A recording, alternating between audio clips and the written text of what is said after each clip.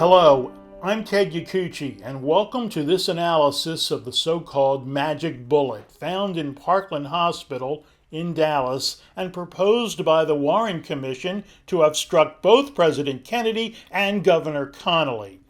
Never mind that Warren Commission lawyer Arlen Specter had to invent a totally illogical path for a single bullet to take to cause so many separate wounds on both Governor Connally and President Kennedy, or that a bullet that caused that much damage to flesh and bone could possibly have remained so pristine. Even more compelling is following the discovery and trail of the bullet when and after discovered in Parkland Hospital. Thanks to many researchers, and especially Dr. Gary Aguilar and Hosea Thompson, following the CE399 trail is shocking in what it reveals not only about the bullet, but also about the Warren Commission.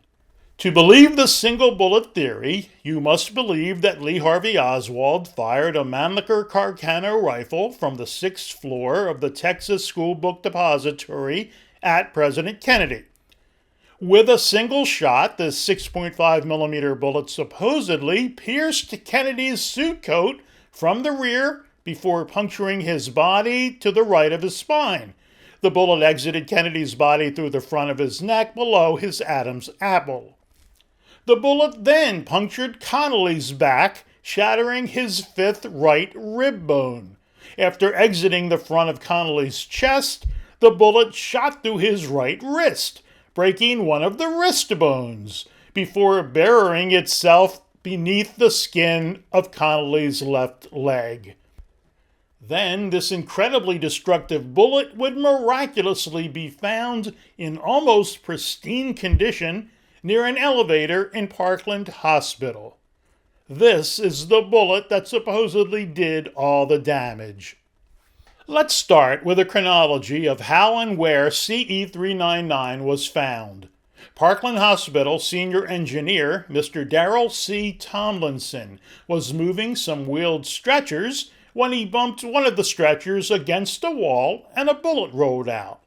He called for help and was joined by Mr. O.P. Wright, Parkland's personnel director. They examined the bullet together. Now this is important. Both men will never, from this moment on, ever testify or describe the bullet they found that day as being CE399. Let me say that again. In every interview and statement either of the men will make for the rest of their lives, they will state that CE399 is not the bullet they found that day. They both will state repeatedly that the bullet they found that day had a pointed tip and was definitely not CE399. Wait, didn't the Warren Commission present a report by Secret Service Special Agent Bardwell Odom, Commission Exhibit number 2011, stating that he, Odom, showed CE399 to Tomlinson and Wright on June 24, 1964, and that they agreed it looked like the bullet they found? No, he did not. Let me repeat. Odom did not write that report. In his own words to Dr. Aguilar and Hosea Thompson, I didn't show it to anybody at Parkland. I didn't have any bullet. I don't think I ever saw it even. Odom said that he never had any bullet related to the Kennedy assassination in his possession, whether during the FBI's investigation in 1964 or at any other time. Asked whether he might have forgotten the episode, Mr. Odom remarked that he would never have forgotten investigating so important a piece of evidence, but even if he had done the work and later forgotten about it, he said he certainly would have turned in a 302 report covering something that important, and no 302 report exists. But there is even better proof. That's the testimony of Darrell C. Tomlinson before the Warren Commission. It was taken on March 20th, 1964, right at Parkland Hospital by our friend Arlen Specter. And remember, Tomlinson is the man who found the bullet. There was only one question that needed to be asked that day of Tomlinson. It was obvious to everyone. That question is CE399 the bullet that you found that day here at Parkland Hospital? Incredibly, Specter never asked Tomlinson that question. As a matter of fact, he asked Tomlinson no questions about any aspect of the bullet. He didn't ask one question about the bullet Tomlinson found, including if CE399 was that bullet. He couldn't ask because he knew the answer would be no. As you can see, there's 5 pages of Warren Commission questioning of Tomlinson by Specter, and all Specter asks about is the position and location of the stretchers and maybe where the bullet was found. Even in that testimony, Tomlinson kept saying that he couldn't be sure where the bullet came from or even which stretcher it really came off of. This failure of Arlen Specter to ask the only obvious question, is CE399 the bullet you found that day? It's some of the best evidence that the Warren Commission investigation was a total sham. Let's go back to Parkland Hospital now in 1963. After examining the bullet together, Tomlinson and Wright passed it along to one of the U.S. Secret Service agents who were in the hospital, Secret Service Special Agent Richard Johnson. Johnson then carried the bullet back to Washington, D.C. and handed it to James Rowley, the chief of the Secret Service.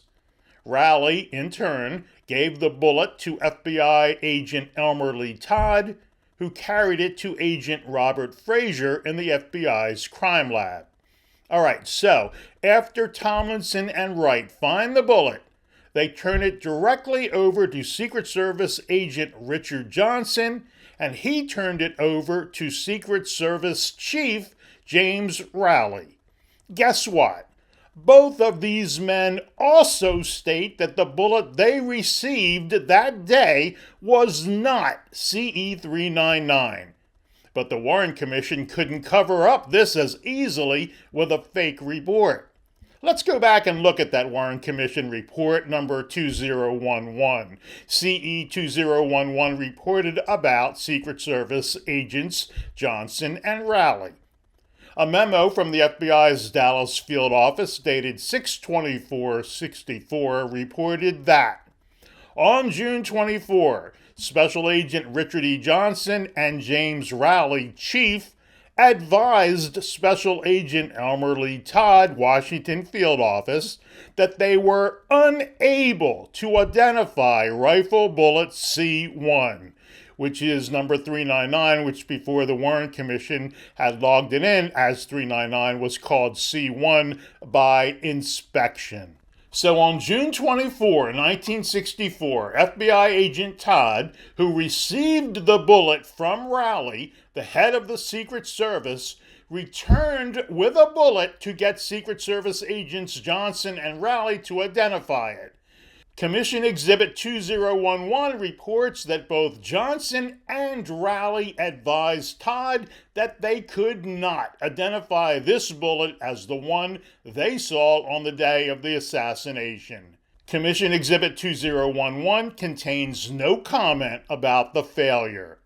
What does all this mean? It means that someone wrote a fake report from Secret Service agent Bardwell Odom stating that Tomlinson and Wright identified CE399 when clearly they did just the opposite, saying no way was CE399 the bullet they found. It also means that the next 2 people to receive the bullet found at Parkland, Special Agent Richard Johnson and Secret Service Chief James Rowley, also refused to identify CE399 as the bullet they handled and turned over to the FBI. It means that U.S. intelligence services not only knew in advance of the assassination attempt and may have participated, but that U.S. intelligence services actively participated in the cover-up. Documents still illegally not being shown to the American public may well prove this intelligence service complicity.